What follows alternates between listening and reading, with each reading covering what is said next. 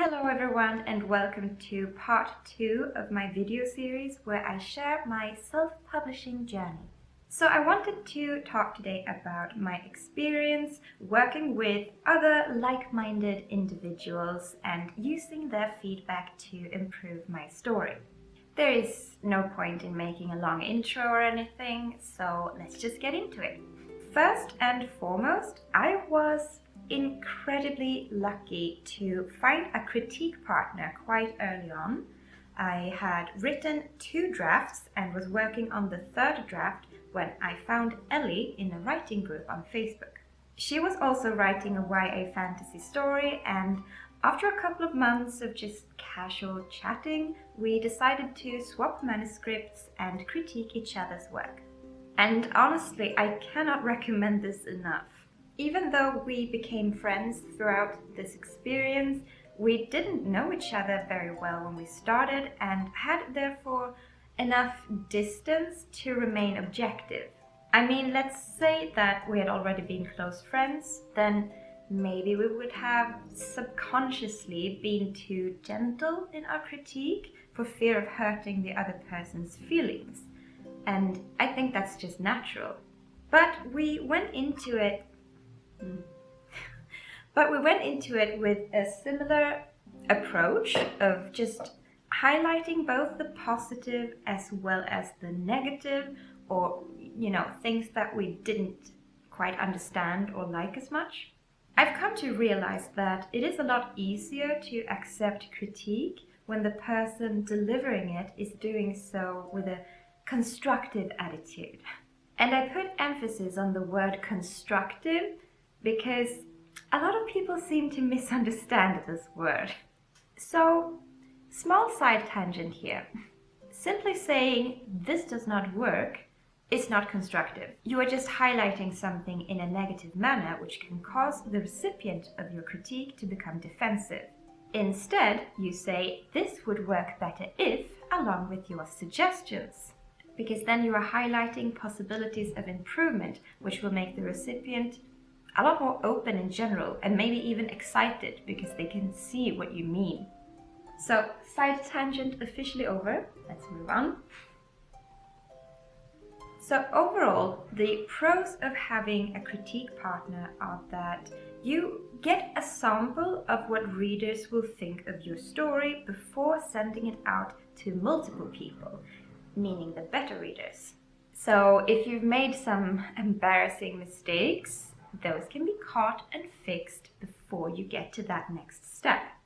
The second is that, for me at least, it was a huge thing to send my story to another person. I remember sending just the first chapter to Ellie and how that gave me a fluttering feeling in my stomach. I was just so horribly nervous about it. I even felt nauseous. Personally, I really needed this baby step to gain more confidence in my writing. Having had her read it and critique it and just discuss it with me in general gave me the courage to eventually enlist beta readers. Which brings me to the second part of this video. Fantastic beta readers and where to find them. I will start by saying that there is no one correct way to do this step.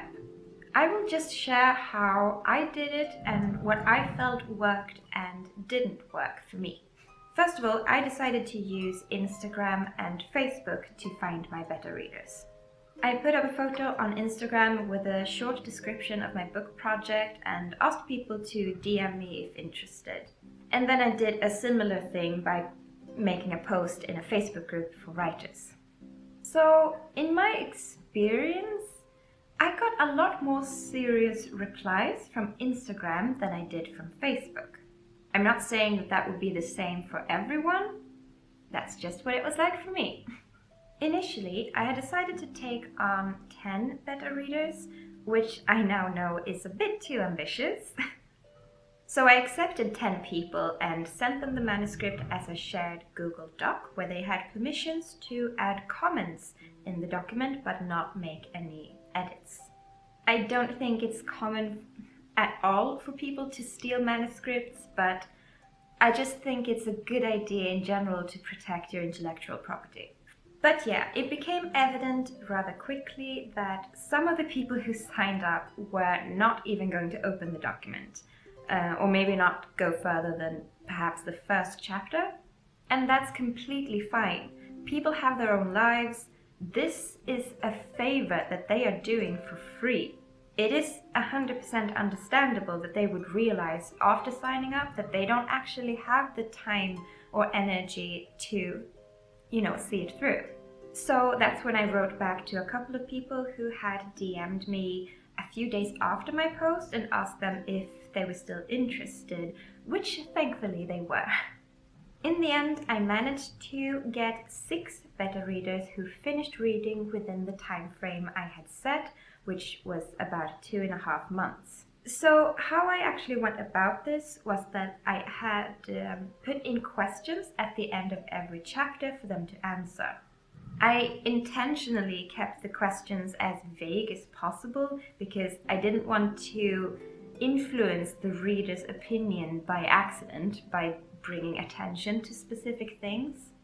They were mostly questions like, which scene do you like best and why?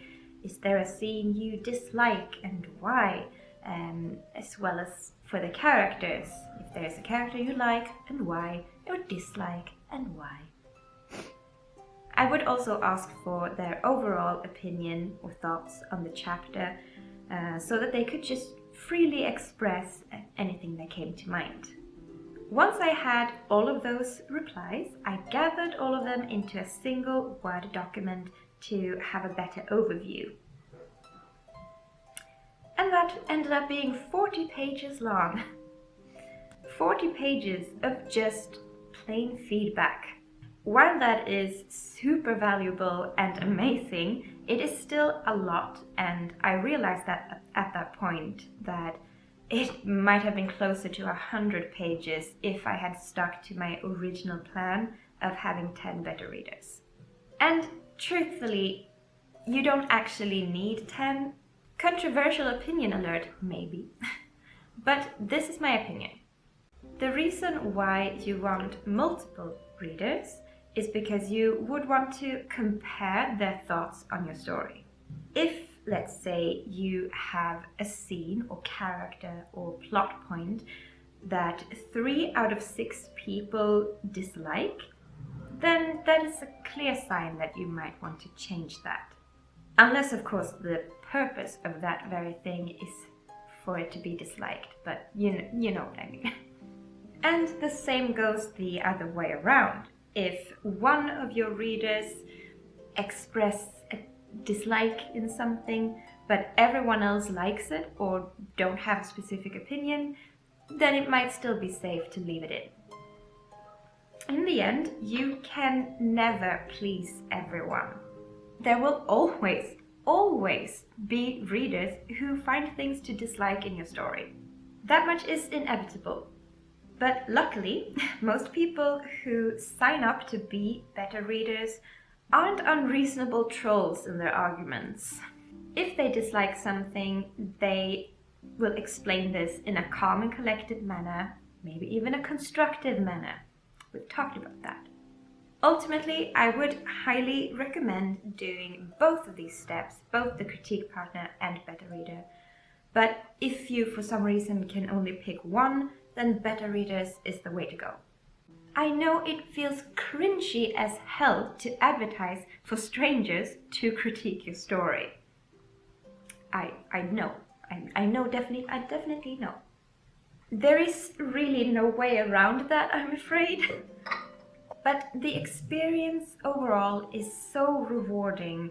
My story improved a lot from this, and in my own humble opinion, it is a mandatory step if you are serious about publishing your novel.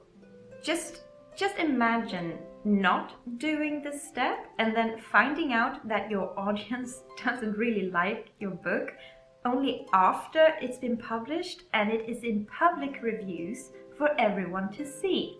For me at least, that really put things into perspective and is what made me decide to do it, despite feeling really awkward about it. And it was worth it. definitely worth it. So that was my experience finding and working with a critique partner and beta readers. If you have any thoughts, opinions, or questions, feel free to leave them in the comments below. I always reply to them. I will soon upload part 3, which will be my experience finding and working with a professional editor and proofreader. So, hope to see you back next time.